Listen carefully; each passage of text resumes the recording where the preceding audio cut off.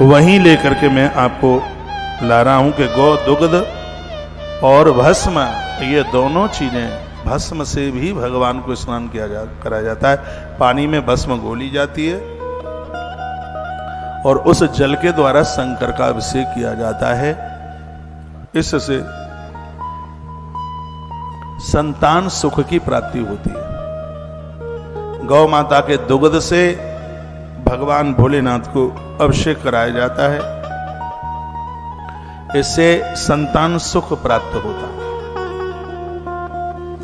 संतान वृद्धि होती है। कुल मिलाकर के वंश निर्वंश नहीं होता गौ दुग्ध से भगवान महादेव का महारुद्राभिषेक कराया जाए तो। एक भगवान गोवर्धननाथ गिरिराज हैं जिनको संतान नहीं है, मनौती मांग ली जाती है, प्रभु हमारे संतान हो जाए, हम पति और पत्नी दोनों अपने परिवार के सहित आपकी परिक्रमा दूध से करेंगे, कच्चे दूध से। देवताओं को याद रखना, कभी भी गर्म दूध नहीं चढ़ाया जाता, गर्म दूध से देवताओं को कभी नहलाया नहीं जाता।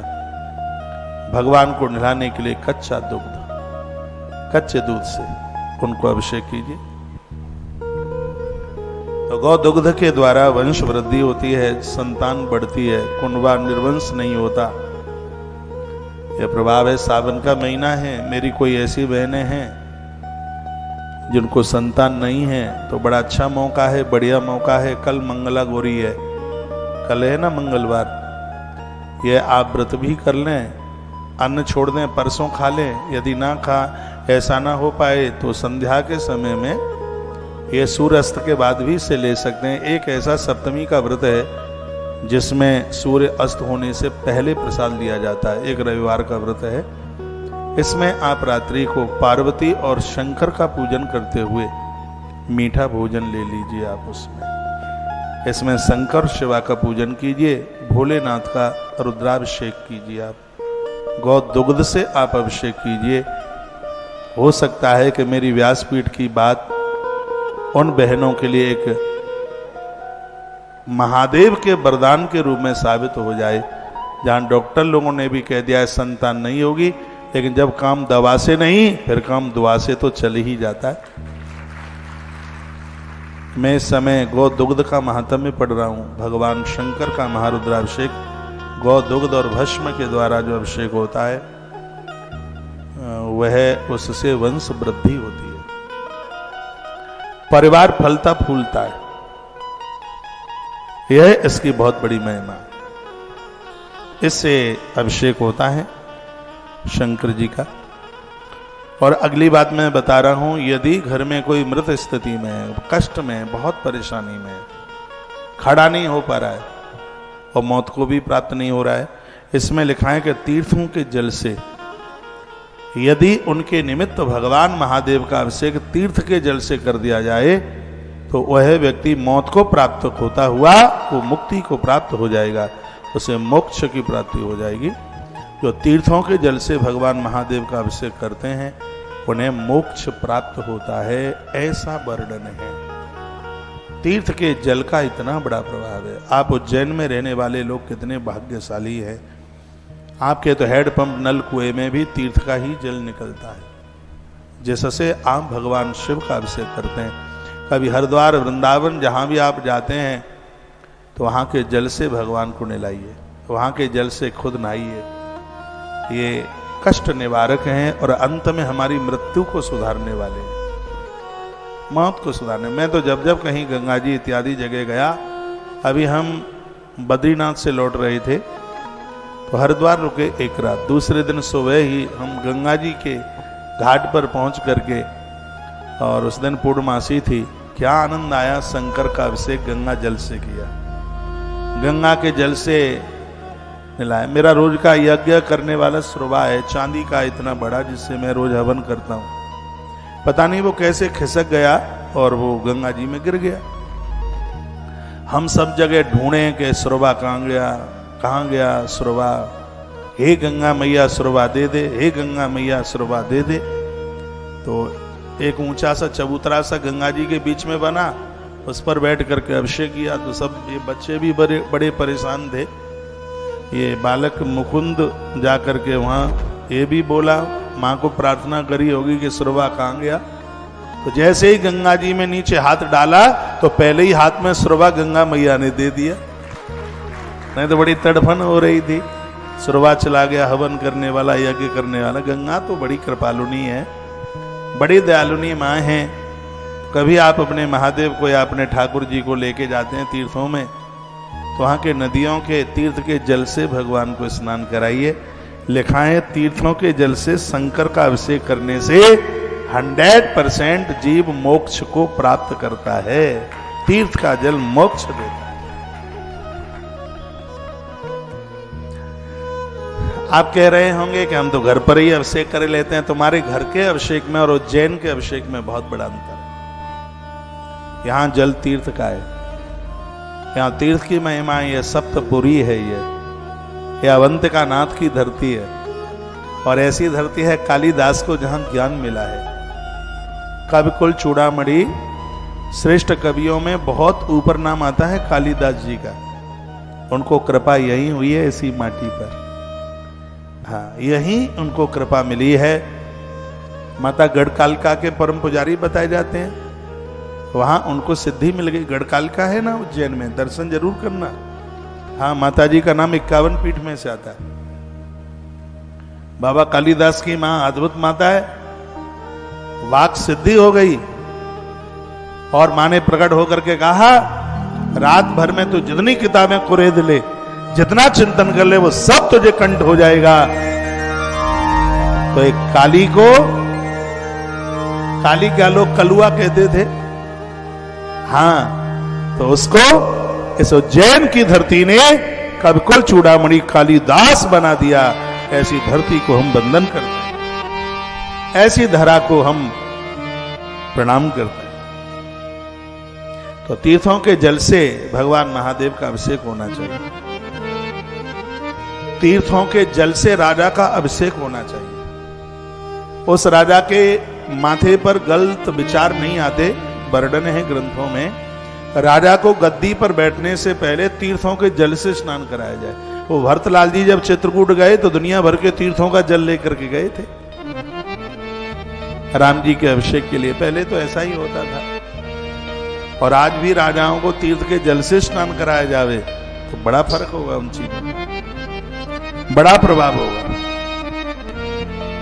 हमारे तो देश का प्रधानमंत्री बहुत तीर्थों को मानता। और ज्यादा जानकारी तुम्हें होगी, हमारे देश का प्रधानमंत्री बिना अभिषेक किए पानी न पिए, और उत्तर प्रदेश का मुख्यमंत्री बिना यज्ञ किए जल न पिए।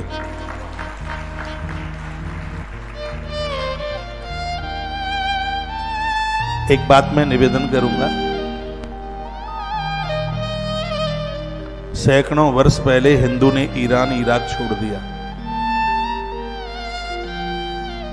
सैकड़ों वर्ष पहले सिंगापुर छोड़ दिया, आरओसी की कंट्रियां छोड़ दी।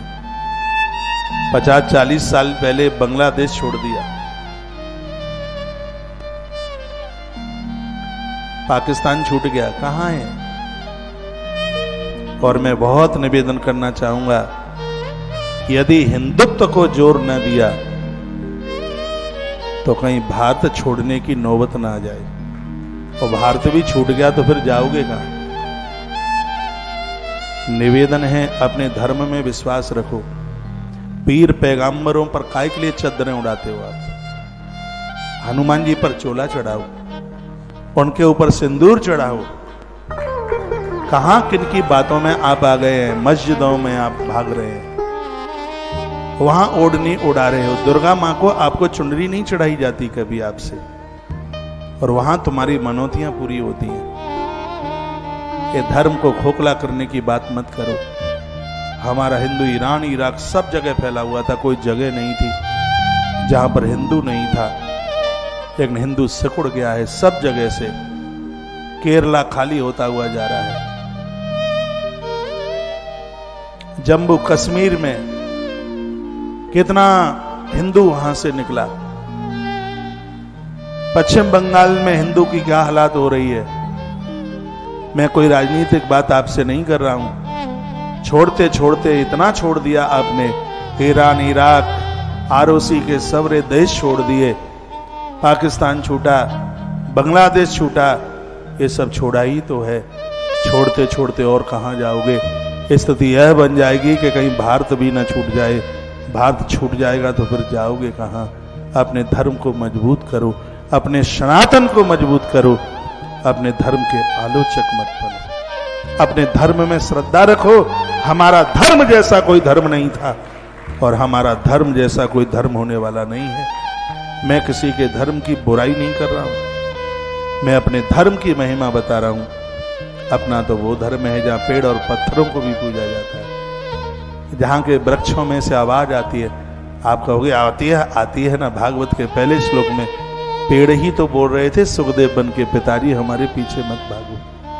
प्रतिमाएं यहाँ की बोलती हैं, प्रतिमाएं यहाँ की बोलियां, सुनिए सत्य आशीष हमारी, पूजह मनोकामना तुम्हारी। ऐसे इस धर्म में श्रद्धा रखिए, विश्वास रखिए। तुम ही मस्जिदों पर, पीर पैगंबरों पर तुम भागोगे। तुम जाते हो अजमेर की दरगाह में, लेकिन वह लोग कभी तुम्हारे पुष्कर नहीं जाते। 5-7 किलोमीटर 10 किलोमीटर ही तो दूर है वहां से पुष्कर, वो नहीं जाते। लेकिन हिंदुओं, तुम्हें ये मैं भड़काने वाली बात नहीं कर रहा हूं। जो मेरे द्वारा तो क्या धर्म हल्का होगा, लेकिन आप यह सब करेंगे तो आपके बच्चे फिर कहां मानेंगे? इसलिए अपने धर्म को ताकत दीजिए, बहुत ज्यादा इसकी जरूरत है। भगवान शंकर नादि और अनंत हैं। इन चरणों में, इन देवताओं के चरणों में हम बैठ जाएं, हमें इधर उधर कहीं भटकने की जरूरत ही नहीं पड़ेगी। हर सवाल का समाधान परमात्मा के चरणों में।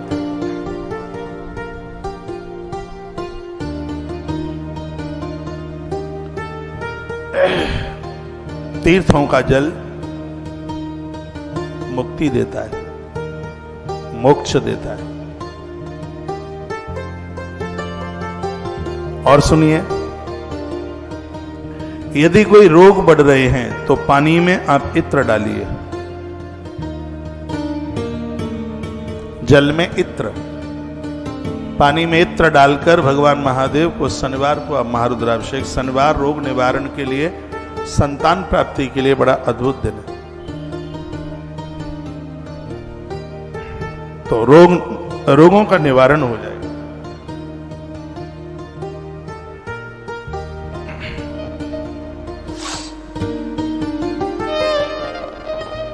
हृदय संबंधी यदि कोई रोग है, किसी की बाईपास सर्जरी हुई है, या किसी का कोई और ज्यादा हृदय संबंधी कोई अटैक वटैक पड़ा, दौरा आया, जो मृगी के मरीज हैं जिन्हें दौरा आता है, ऐसे लोगों को गंगा जल से भगवान महादेव का अभिषेक करना चाहिए।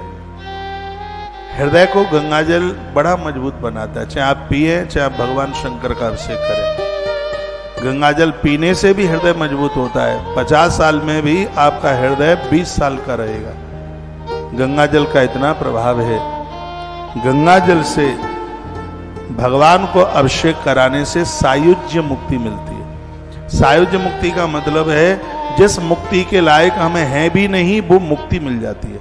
रामायण में गोस्वामी जी ने लिखा है ना, जो गंगा जल आने चढ़ाए हो, जो गंगा जल आने चढ़ाए, सो सायोज्य मुक्ति नर पावो, सो सायोज्य मुक्ति नर पायो, जो गंगा जल आने चढ़ायो, जो गंगा जल आने चढ़ायो, सो सायोज्य मुक्ति नर पायो, सो सायोज्य मुक्ति नर पायो, जो गंगा आने चढ़ायो, सो सायुध मुक्ति नर पावो, सो सायुध मुक्ति नर पावो। यह गंगा जल से भगवान शंकर को अभिषेक कराने का प्रभाव है। जिनको कोई हार्ट जैसी समस्या हुई है, गंगा जल को फिल्टर करें, आरओ का कुछ ऐसी लगा लें घर में मशीन, उसमें गंगा जल भरें, उससे वह जल साफ सुथरा होता हुआ फिर उसको आप गर्म करके फिर अपने आप ताम्र पात्र में ठंडा हो जाएगा। उसको आप लेते रहिए। हृदय की धड़कन है, श्वास की बीमारी है, मृगी का रोग है, हृदय संबंधी कोई भी रोग है, तो यह गंगा जल बहुत फायदा करता है। और गंगा जल से भगवान को अभिषेक करने से व्यक्ति को सायुज्य मुक्ति, सहज मुक्ति, जिसमें उसको बहुत कुछ करना नहीं पड़ता और उसको यह मुक्ति मिल जाती है। यह गंगा जल का प्रभाव है। जिसके घर में गंगा जल, तुलसी और गौ माता की रोटी और एकादशी का व्रत, ये 3-4 चीजें होती हैं, उसके घर में भूत और प्रेत का साया नहीं होता। उसके घर में बाहरी अलाय और वलाय नहीं टिकती। कितना बड़ा प्रभाव है। गरुड़ पुराण के अंतर्गत लिखा है कि रोगी के पास गंगा जल की कटोरी और तुलसी का गमला रोगी के सिरहाने के पास रखाएं तो यम के दूत महादेव की आज्ञा के बिना उस घर में प्रवेश नहीं कर सकते। नारायण की आज्ञा के बिना वो उस घर में प्रवेश नहीं कर पाए। ये गरुड़ पुराण में वर्णन है। आप सबके घर में गंगा जल हो। हमने अभी बद्रीनाथ में गंगा जलहरी गंगा अर्चन किया, कितनी गंगा जलहरी भेजी। हमने कहा पूजा में इसको रखिए, इसका पूजन कीजिए। सगर के 60,000 पुत्र भस्म हो गए, उनका उद्धार भी मां गंगा करती है। और शंकर को गंगा इतनी प्रिय है कि उनका नाम ही गंगाधर हो जाता है। शिव बहुत प्रसन्न होते हैं, नारायण बड़े प्रसन्न होते हैं। मैं एक बार फिर कहूंगा, जो गंगा जल से भगवान महादेव को अभिषेक करते हैं उनका कलेजा मजबूत होता है और उनको सहज मुक्ति मिल जाती है। उनको मरते समय तकलीफें नहीं उठानी पड़ती। ये गंगा जल से महादेव को अभिषेक करने का प्रभाव है। एक बात मैं बोलूं, व्यक्ति का जब जन्म होता है तो इतना कष्ट होता है, 10 लाख बिच्छू डंक मारे, इतनी वेदना होती है। और जब व्यक्ति का मौत, व्यक्ति की मृत्यु होती है, तब उसको इतना कष्ट होता है कि 20 करोड़ बिच्छू डंक मार रहे हैं। उसे इतनी वेदना होती है और उस कष्ट से बचने के लिए महादेव के ऊपर गंगा जल चढ़ाया जाए। आप पूजा की बाल्टी में आप पानी में थोड़ा गंगा जल डाल लें और उस जल से देवताओं को स्नान कराएं, जल को शुद्धि मिल जाएगी। तुम्हारा शंकर गंगाधर बनकर तुम्हारी पूजा को स्वीकार करेगा, बहुत आनंद आएगा। बात आ रही है समझ में? धन्यवाद। आगे की बात मैं बोल रहा हूं वो मैं यह निवेदन कर रहा हूं, जो घी की धारा से, घृत की धारा से भगवान का अभिषेक करते हैं, द्वितीया के चंद्रमा की तरह उनके वंश का विस्तार होता है। वंश वृद्धि के लिए आप कहोगे आपने पहले दूध को बताया है, दूध के द्वारा तो वृद्धि आपके घर में आपकी बहू है। तो ये बात बहुत ध्यान से सुनना है, बात समझ में आ जाए वही तो कथा है। आप दूध से भगवान को स्नान कराते हैं तो उससे आपका बेटा है, आपका पोता है, यानी जो आपकी ही पलगैया से जो परिवार आगे बढ़ रहा है, जो आपसे ही पैदा है, चाहे आप पापा हैं चाहे आप माँ हैं, तो आपके माध्यम से जन्म लेने वाले वो बच्चे, उनका वंश नहीं रुकेगा, वो बढ़ेगा। लेकिन जो घृत के द्वारा जो स्नान कराया जा रहा है उसके द्वारा आपके बच्चों की वंश वृद्धि बढ़ेगी। आपका देवर है, देवरानी है, जेठ है, जेठानी है, पियर में आपका भाई है और उधर आपकी ननद है, यानी आपके संबंध से जितने भी लोग जुड़े हैं आपके द्वारा ये अभिषेक, घृत से अभिषेक होने पर आपसे जुड़ी हुई संपूर्ण वंश का विस्तार होता है, वंश वृद्धि का विस्तार होता है। यह है घृत के द्वारा भगवान शंकर का अभिषेक करने का इतना बड़ा महत्व है। इसमें पूरा श्रृंगी में घृत गरम करके जब वो बिल्कुल तरल हो जाता है, बहने लगता है, और भगवान शंकर का अभिषेक होता है। बहुत बड़ा विज्ञान है, बहुत बड़ी विधि है, आनंद भी बहुत बड़ा है। बातें छोटी छोटी हैं लेकिन इनका प्रभाव बहुत ज्यादा है। अपने आप लगेगा 5-7 किलो घी का आनंद हो जाएगा, बहुत अच्छा हो जाएगा।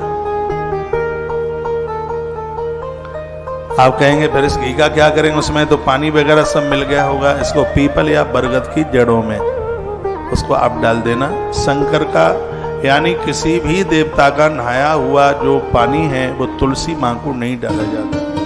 बहुत लोग सूर्य भगवान को अर्घ देते हैं तो तुलसी की जड़ों में पानी, ये गलत है बिल्कुल। तुलसी की जड़ों में जल है वो तुलसी के निमित्त होता है, वही जल डाला जाता है। यह नहीं देवी देवताओं को निला करके और आप तुलसी के गमले में डाल दें, आप अपराध कर रहे हैं। सूर्य भगवान को अर्घ दे रहे हैं तो आप तुलसी की जड़ों में ही पानी डाल रहे हैं। तुलसी की जड़ों में जल तो तुलसी के ही लिए ही समर्पित होता है। भगवान महादेव का या और देवताओं का जो जल है, ये बट, कदम्ब, पीपल, अर्जुन, ये वृक्ष कुछ हैं, आंवला, आप इनमें उसको डालिए, इन पेड़ों में, इन वृक्षों में डालिए। आइए मैं आगे बढ़ रहा हूं। घी की धारा के द्वारा भगवान शिव को निलाने से, उनका अभिषेक करने से आपसे जुड़ा हुआ जितना भी खानदान है, संपूर्ण परिवार की वंश वृद्धि आगे के लिए बढ़ती है। ये बहुत बड़े कमाल की बात कही है। आज सोमवार है, इसलिए आप ज्यादा से ज्यादा महारुद्रा अभिषेक की बातें आप सुन रहे हैं। एक मैसेज में लिख के आया है कि कभी आपने बोला था 108 चम्मच, अभी भी बोल रहा हूं मैं। जो ग्रंथ मेरे सामने रखा है उसमें 108 चम्मच लिखा है स्पष्ट। आप 108 चम्मच, एक चम्मच भरो, ऊपर डाल दो, फिर भरो, फिर ऊपर डाल दो। ये उसके लिए जिसके पास 7 लीटर 7 केजी घी नहीं है, नहीं तो एक अभिषेक में इतना लग जाएगा, उतना संभव नहीं है। तो आप कच्चे दूध में भी 108 चम्मच डाल करके घी की, या अलग से 108 चम्मच महादेव की पिंडी के ऊपर चढ़ा करके यह महारुद्राभिषेक कर सकते हैं आप। मैं श्रोताओं का बहुत बहुत धन्यवाद करता हूं कि 27 महीने में मेरी हर बात आप याद रखें।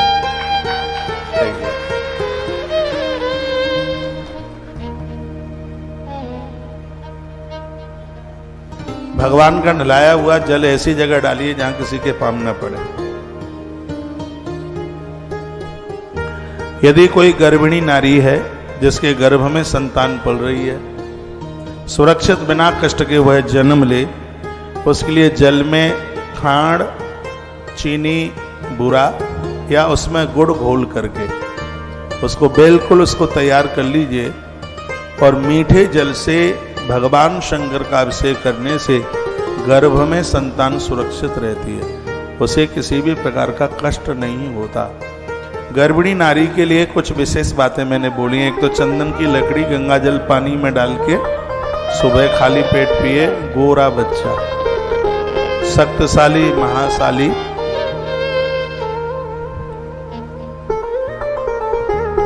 तो अब आप तो कह रहे होंगे तो गोरा तो काले किसी काम के नहीं है क्या?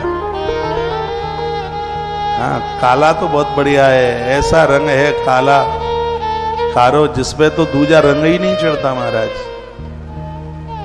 फिर भी स्वच्छ, सुंदर, पुष्ट, ये चंदन की बड़ी त्याग बल की स्मृति में बड़ी बातें लिखी गई उसमें ये भी कहा गया, गर्भाकालीन समय में नारी रात्रि को जूठे मुंह न सोए, सूर्यास्त के बाद भोजन न करे, और मुक्त केसों से न सोए, खुले केसों से न सोए, और अपने पांव गीले करके न सोए।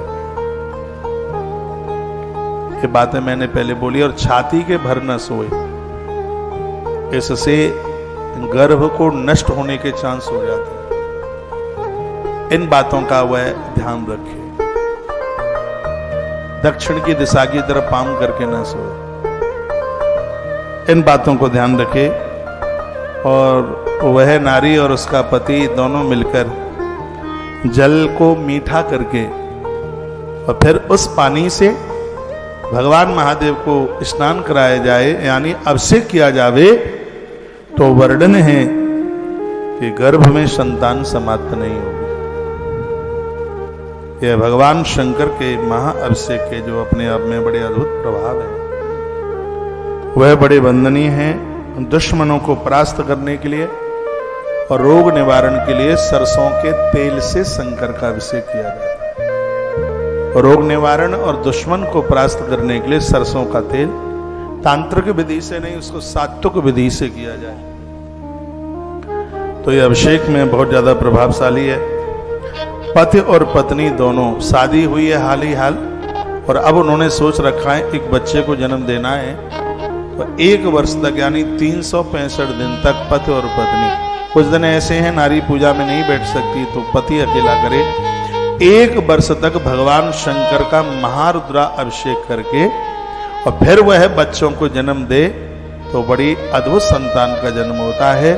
महात्मा दधीची ने भगवान शंकर का अभिषेक करके पिप्पलाद जैसे महापुत्र को प्राप्त किया। ताली बजाना मत, आपको नजर लग जाए। माता अंजनी ने महारुद्रा अभिषेक करके हनुमान जैसे पुत्र को प्राप्त किया है। माता कौशल्या ने शंकर का अभिषेक करके राम जैसे पुत्र को जन्म दिया है। नंद बाबा और माता यशोदा ने इसी उज्जैन में 6 महीना रहकर महाकाल का नित्य अभिषेक करके परमात्मा कृष्ण को पुत्र के रूप में प्राप्त किया है। ये तो शिव पुराण में ही 6 महीना नंद बाबा और यशोदा माँ इसी महाकाल की पूजा में, महाकालेश्वर भगवान की पूजा में यहाँ रहे। पिंडी में से आवाज आई थी, 3 लोग का नाथ तुम्हारे घर में चल के तुम्हारा बेटा बन के आएगा। इसी महाकाल का पूजन किया था 6 महीना माता यशोदा और नंद बाबा ने, उसका प्रभाव था। 3 लोगों का नाथ धरती को सनात करने के लिए केशव कृष्ण बनकर नंद बाबा के घर चल के आए। तो जिन बच्चों की नई नई शादी हुई है, तो पति और पत्नी दोनों मिलकर भगवान शिव का 1 वर्ष अभिषेक करें, फिर आपके माध्यम से होने वाली संतान बड़ी अद्भुत होगी। कनेर के फूल जल में डालकर या उनका रस पानी में डालकर हर गुरुवार को महादेव का अभिषेक करने से किताबों का जितना ज्ञान है वो सब माथे में आके बैठ जाता है। कनेर, पीली कनेर, उसका रस, उसको या पानी में फूल डाल दिए जाएं, ये बच्चों के लिए बहुत बढ़िया। लिखने लायक है, पर आप लिखेंगे नहीं, आप इतने होशियार हो गए हैं, अब आपको लिखने की जरूरत ही कहाँ है। पीला कनेर पानी में डालिए और बच्चों के निमित्त अभिषेक करा। देखो यहाँ व्यवस्था बनेगी तो एक दिन बच्चों के लिए अभिषेक करना है, तो बड़ा अच्छा हो जाएगा, बढ़िया हो जाएगा। पता नहीं मैंने इस कथा में बोला है कि नहीं, ध्यान में उतना नहीं है। जब भी भगवान शंकर को आप 1 लोटा जल चढ़ाते हैं तो उसमें आप बेल पत्री जरूर डालिए। बोला है या? हाँ, 1 लोटा जल महादेव के ऊपर जब चढ़ाते हैं आप जल, जैसे आप भगवान सूर्य देवता को जल दें तो उसमें दूर्वा डालना जरूरी हो जाता है। दूर्वा, दूब, उसका प्रभाव है। तो दूर्वा का बड़ा प्रभाव है, मैं अभी और बोलूँगा आपको। उसी प्रकार से जल के लोटे में आप 1 बेल पत्र डालकर फिर भगवान महादेव के ऊपर आप चढ़ाइए, बहुत अच्छी बात है। 2 लोटा पानी, 1 लोटा तो आप घर से ही लेकर के जाइए, क्योंकि खाली बर्तन ले जाना अशुभ होता है। खाली बर्तन ले जाना अशुभ होता है। 1 लोटा पानी आप अपने घर से लेके जाइए, शंकर जी के ऊपर चढ़ा दीजिए। फिर शिव महापुराण में ऐसा लिखा है कि महादेव की जहाँ पिंडी है उसके सैकड़ों हाथ, 100 हाथ ऐसे, 100 हाथ ऐसे, 100 हाथ ऐसे, 100 हाथ ऐसे, उसके क्षेत्र का जितना पानी है वो सब साक्षात गंगा के रूप में है। तो 1 लोटा पानी वहां से भरकर महादेव के ऊपर चढ़ा दीजिए।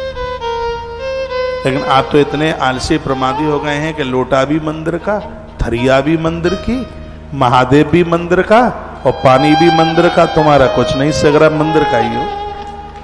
लोटा भी वहीं से लेना है आपको, पूजा की थाली भी वहीं से लेनी है, वहीं के बगीचे से फूल भी तोड़ के बगिया को उजाड़ना है, सब कुछ वहीं से करना है। अपने घर से कुछ भी लेके नहीं जाना, सब महादेव का, सब वहीं से होगा। कुछ अपने घर से भी लेके जाएंगे।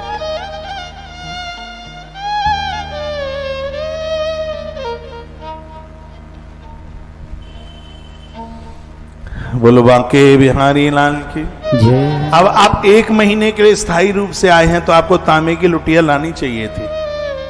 आप इतनी साड़ी, लहंगा, फरिया, राजस्थानी सूट, अहमदाबाद वाले सूट, पंजाब के अमृतसर वाले सूट और पता नहीं कौन कौन से सूट लेकर के आप आए हैं, तो उसमें एक लुटिया भी अपने थैला में डाल करके लाते। इस मैया की तो बात ही अलग है। ये तो 1 महीने में 2 बार मरती है, 3 बार जिंदी होती है।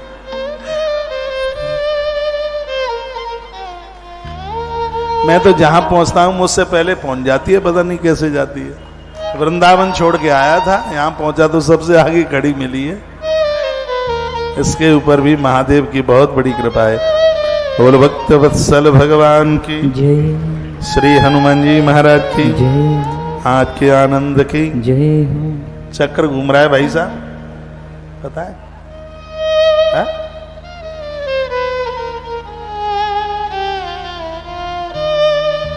आइए, शिव जी हैं सृष्टि के आधार। बहुत प्यारी पंक्तियां हैं, आनंद आएगा। उसके बाद में फिर मैं आपको एक ऐसी अद्भुत से पुराण की कथा में लेके चलता हूं जहां मन अभिभूत हो जाएगा, मन गदगद हो जाएगा, मन मयूर नाचेगा खुशी के मारे। ऐसी अद्भुत कथाएं आज की। और आज है सोमवार, कथा छोड़िएगा मत। लगभग 5 बजे यहां से सवारी निकलेगी महादेव बाबा की, पहली सवारी गेट के सामने से निकलेगी। उसका भी पूरा का पूरा आनंद लेंगे। पहले आप सवारी का दर्शन कर लेना। जिनका कोई अभिषेक वगैरह छूट गया है तो 6:30 बजे वाले अभिषेक में बैठ जाना, उससे पहले पूरा दर्शन कर लेना।